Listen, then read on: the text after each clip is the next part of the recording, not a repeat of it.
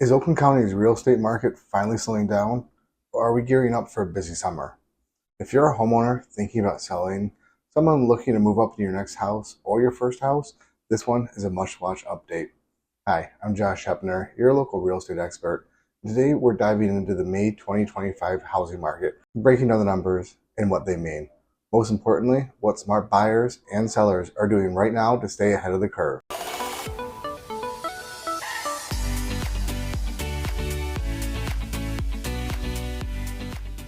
First, let's zoom in on the latest numbers for Oakland County because the data is telling a very interesting story this spring. In April 2025, the average sales price was $363,219. If we compare that to last April, we're at $343,237.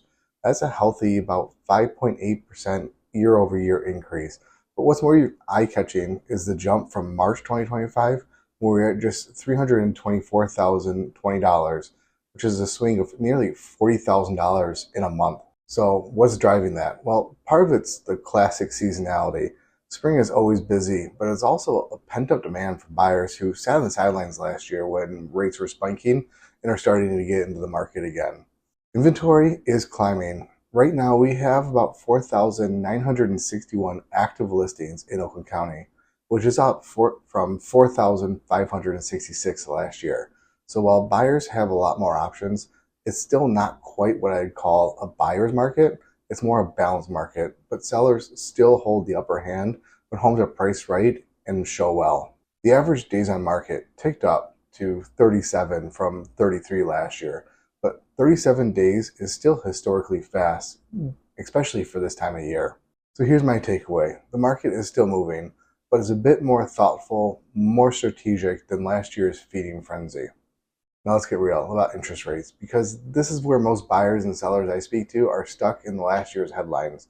As of today, the 30-year fixed rates are right around 6.8%, and I get it, that's not 3% anymore, but it's actually more affordable than where we were in spring last year. We peaked close to 7.5%, and the numbers, they don't lie. So if you're moving up into a $400,000 home, say with a 10% down payment, today at 6.8%, your principal and interest payment would be right around $2,300. Last year at 7.5%, that same home would have cost you $2,518 a month. That's a difference of $174 every month, or $2,000 saved over the whole course of the year. So yes, even with prices up, lower rates are keeping payments more manageable than many people assume that they would be. Here's a pro tip for you move-up buyers. If you have equity in your current home, now might actually be a better move-up window than last year, because that sweet spot between the increased inventory that we just talked about and the softening rates with a steady buyer demand, you might have a very sweet spot in this market. But let's talk about the biggest mistakes I'm seeing right now that can derail both the buyers and the sellers. For buyers, the biggest pitfall I see is shopping above their comfort zone, not planning ahead for what it really takes to win in this market. A lot of people get caught up in their dream home and forget to ask themselves, what am I really doing to make it happen? Do I have a clear walkaway number? Am I prepared to do an appraisal gap or a reduced inspection period? The buyers that are winning today are the ones who get clarity before they even begin the tour. So I encourage you to go through the checklist I put below to make sure you're in a good spot. And for you sellers out there, too many are still skipping the small but super impactful details. In a market where buyers are getting more choices, your home has to stand out. Make sure to clean your windows, put fresh mulch down, touch up the paint, and professional photos are the non-negotiables.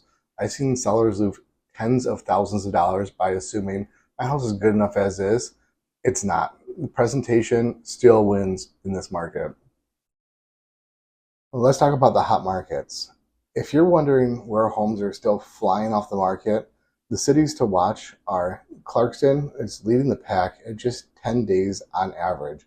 In Huntington Woods, we're looking at average days on market of about 14, and Berkeley is going to round out the top 3 hottest with 22 days on market for average. These are markets where demand is still through the roof and buyers are jumping quickly on well-priced listings. But those aren't the only hot markets.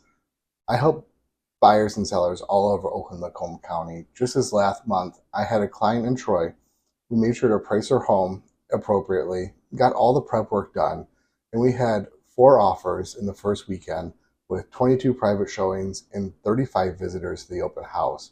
So it's still happening. You just need to be strategic in getting your home ready for the market.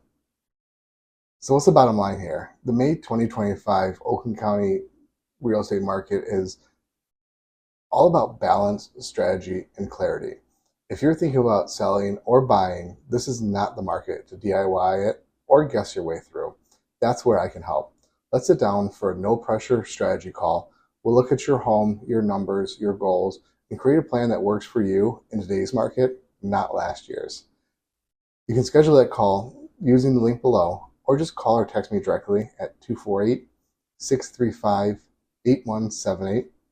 I'm Josh Hepner, and as always, my job is to help you move with confidence. Thanks for watching, and I'll see you in the next update.